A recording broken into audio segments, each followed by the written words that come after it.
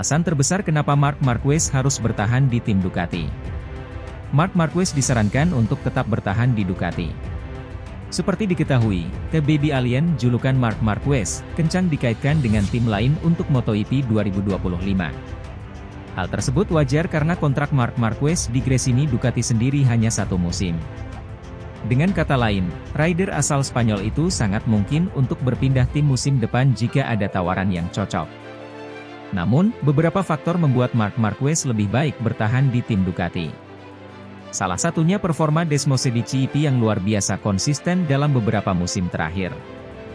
Bukan tidak mungkin The Baby Alien bisa mewujudkan ambisinya untuk kembali bersaing dalam perebutan gelar juara. Terlebih Marc Marquez juga terlihat sudah mulai nyaman dengan tunggangan barunya itu. Direktur olahraga Ducati, Mauro Grasili, bahkan sependapat dengan hal tersebut. Melihat performa di 2 balapan terakhir, ia menilai Marc Marquez sudah mulai menguasai motor Ducati.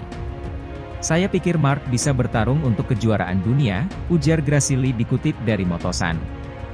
Dia, Marc Marquez, telah menunjukkan bahwa dia telah menemukan apa yang mereka cari pada motor kami dan dia juga menunjukkan bahwa dia dapat bersaing dengan orang lain dan bahkan memenangkan balapan, tambahnya. Selain itu, jika bertahan di Ducati, Marc Marquez juga punya kemungkinan besar mengisi tempat di tim pabrikan. Mengingat saat ini mereka baru mengamankan 1 pembalap yakni Francesco Bagnaia. Di sisi lain, Lorenzo curhat habis-habisan ungkap semua sifat buruk Marquez. Mantan pembalap MotoGP, Jorge Lorenzo membahas tentang ex-rekan setimnya di Repsol Honda, Marc Marquez baru-baru ini. Lorenzo dan Marquez telah menjadi rival bagi satu sama lain untuk waktu yang lama. Pertarungan mereka sangat sengit dan penuh drama. Lorenzo menilai Marquez seorang yang sangat ambisius dan tak kenal takut. Sayangnya, gaya khas Marquez sangat merugikan pembalap lain dan bahkan merupakan dirinya sendiri. Contoh nyata adalah insiden Jerez 2020, yang membuat Marquez mengalami patah lengan dan merugikan dirinya sendiri selama bertahun-tahun. Sebagai pribadi, dia adalah pria yang sangat normal, sangat berasal dari kota, tapi di lintasan dia adalah pembunuh, kata Lorenzo dalam podcast The Wild Project, seperti dimuat Motosan, S. Tapi seperti Pedrosa, Stoner, Rossi atau saya. Dia tidak keberatan membuangmu keluar lintasan. Bahkan, ia banyak membuang pebalap di kelas 125cc, 250cc, bahkan di MotoGP, seru Lorenzo. Dan dia membayarnya berkali-kali lipat. Dia sangat berbahaya sebagai saingan, karena dialah satu-satunya yang tidak peduli jika terluka. Kami semua tidak ingin melukai diri kami sendiri. Ketika seorang petinju tidak peduli terluka, itu sangat berbahaya. Ya, dia tidak peduli terjatuh, terluka, merusak sesuatu, tambah Lorenzo. Lebih lanjut, Lorenzo mendefinisikannya sebagai pitbull. Dia adalah seorang pitbull jika dia merasa tidak enak di trek itu atau motornya tidak berjalan dengan baik, dia tetap ingin menang.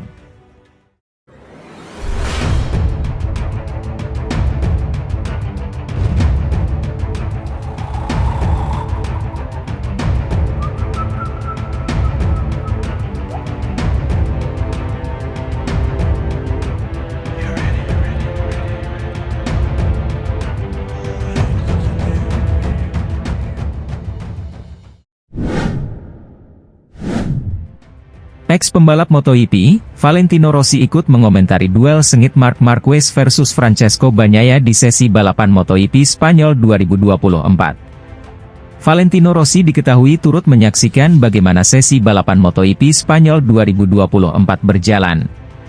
Itu berarti, ex-pembalap berjuluk The Doctor itu melihat pertarungan sengit Marc Marquez versus Francesco Bagnaia di lap terakhir. Kala itu, kedua pembalap itu saling salip-menyalip hingga akhirnya Bagnaia berhasil finish lebih dulu. Pembalap jebolan Akademi BR46 milik Rossi itu pun lantas keluar sebagai juara sedangkan Marc Marquez harus puas dengan posisi runner-up. Terkait masalah ini, Rossi mengakui bahwa anak didiknya itu telah menganggap Marc Marquez sebagai rival yang harus diwaspadai. Pecco menganggap Marc sebagai salah satu rivalnya di kompetisi, kata Rossi kepada Sky Italia. Karena itu, pembalap yang akrab disapa Pecco itu sangat responsif saat Marquez menyalipnya. Rossi juga menilai bahwa Bagnaia telah membuktikan bahwa dirinya masih pengendara Ducati terbaik saat ini. Kami telah melihat pendekatannya. Ia langsung merespons ketika disalib. Saya pikir ini sangat penting, karena seseorang seperti Mark cenderung melahap Anda. Jika dia melihat Anda berdarah, atau Anda tidak sekuat itu, dia akan melahap Anda lebih banyak lagi. Pecco melakukan 3 lap sempurna hari ini, membuktikan bahwa ia adalah yang terbaik dari semua orang dalam mengendarai Ducati. Dia sudah lengkap. Mark memiliki lebih banyak hal di lap-lap terakhir, terutama di tikungan kiri, di mana dia tidak terlalu banyak menyentuh tanah. Dia mencatatkan waktu 1:37.6 dan tiba di Pecco. Tapi ketika Anda sampai di sana, Anda harus melewatinya dan melakukannya dengan cepat. Karena jika tidak, ban depan akan memanas dan membengkak dan menyalip menjadi semakin sulit. Marquez langsung mencoba, Pecco bagus dalam responsnya. Dan menurut saya, dia memenangkan balapan di sana, terang Rossi. Rossi lantas ditanya tentang momen terbaik dari balapan yang disaksikannya tersebut. Ex-pembalap Yamaha itu tak menampik bahwa pertarungan Pecco versus Marquez merupakan momen paling menarik.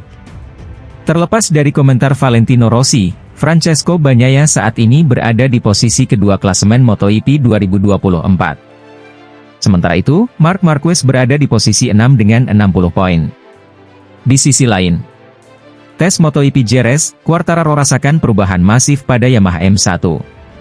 Fabio Quartararo merasakan perubahan besar setelah Yamaha mengubah YZR M1 dan menunjukkannya di depan publik untuk pertama kalinya, pada tes MotoGP di Jerez, Senin.